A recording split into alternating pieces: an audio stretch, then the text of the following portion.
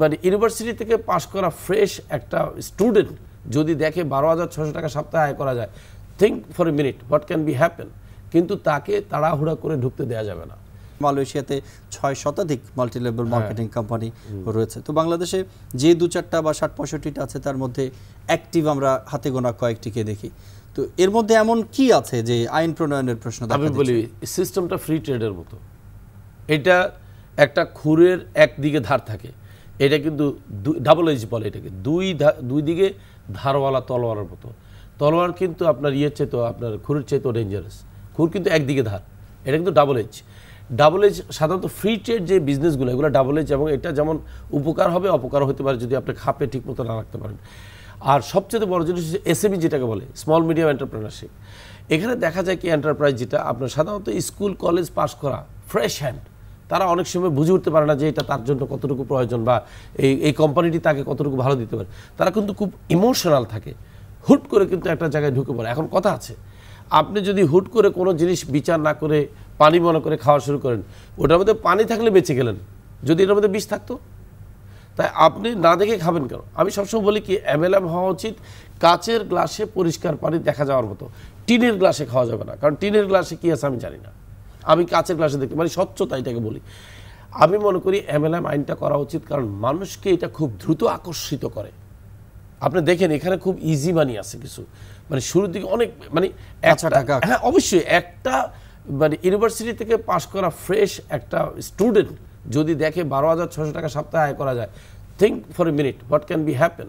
কিন্তু তাকে তাড়াহুড়া করে ঢুকতে দেওয়া যাবে না।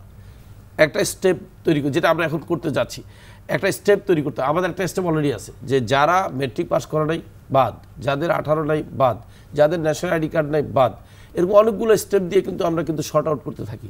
আপনি জানেন আমাদের এখানে কিন্তু ধরেন এভারেজে একটা সময় দেখা গেছে 1 লক্ষ লোক মাসে আপনার দেখেছে মনে করেন, বা 2 লক্ষ লোক মাসে আমাদের প্ল্যান দেখেছে, কিন্তু জয়েন করতে পেরেছে কিন্তু খুব কম লোক, 30 থেকে 32,000 আনুমানিক। এখন কথা হচ্ছে কী পরিমাণ বাদ গিয়েছে, বিভিন্নভাবে বাদ গিয়েছে। আপনি মনে করেন না যে তারা খুব সহজে আমাদের এখানে এন্ট্রি নিতে পেরেছে। তো আমি মনে করি কি প্রত্যেকটা কোম্পানির উচিত নিজস্ব একটা যেটাকে বলে সর্ট আউট সেল, যেখান থেকে সে কয়েকটা ধাপে আগে প্রি কোয়ালিফিকেশন সেল। হুট করে কাউকে এখানে আগে তাকে চিন্তা করতে হবে আমি কি শুধু ক্রেতা থাকবো না আমি ক্রেতা পরিবেশক হব।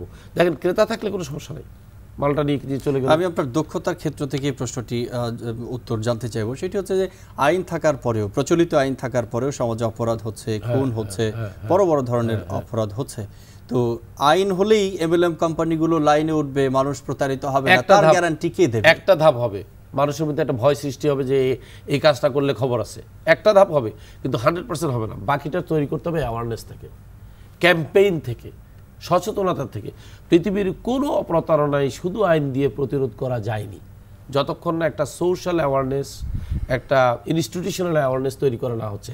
যেমন আমরা যে এখন যেটা করছি টকশো, আমি বলি এটা কিন্তু এক ধরনের অ্যাওয়ারনেস।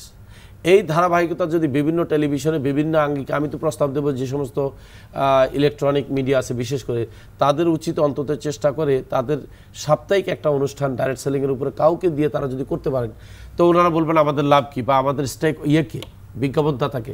দেখবেন বাংলাদেশে কিন্তু একটা বিশাল মার্কেট আছে যারা, যেমন আমি আপনাকে একটা এক্সাম্পল দিই, প্রতি বছর 1,75,000, আমি শুনেছি কথাটা কত সত্যি জানি না, 1,75,000 স্টুডেন্ট কিন্তু ইউনিভার্সিটিতে জয়েন করতে পারে না। খুব সংক্ষেপে যদি শেষ করেন। হ্যাঁ পারে না, তাহলে এরা কোথায় যাচ্ছে? এরা বিভিন্নভাবে জব মার্কেটে যাওয়ার চেষ্টা করতেছে। আমি মনে করি এটাকে একটা জব মার্কেটের হিসেবে বিবেচনা করে গণমাধ্যমগুলো কিন্তু ওইভাবে কিন্তু ফলো করে এটার উপরে প্রচার করতে পারে, তাহলে কিন্তু আনএমপ্লয়মেন্ট রেশিও কমে আসবে আমার বিশ্বাস। আরেকটা জিনিস ঘটবে, সরকারের কর কোষাগার কিন্তু মজবুত হবে। এখন যদি সরকারের একটা নাম্বার অফ যদি করদাতা হয়, আমি গ্যারান্টি দিয়ে বলতে পারি ইট উইল বি x² বর্গীয় হবে। কিন্তু এখন যদি 10 জন থাকে তখন 10 × 10 = 100 হবে। এটা বর্গীয় হারে কিন্তু করদাতা বেড়ে যাবে।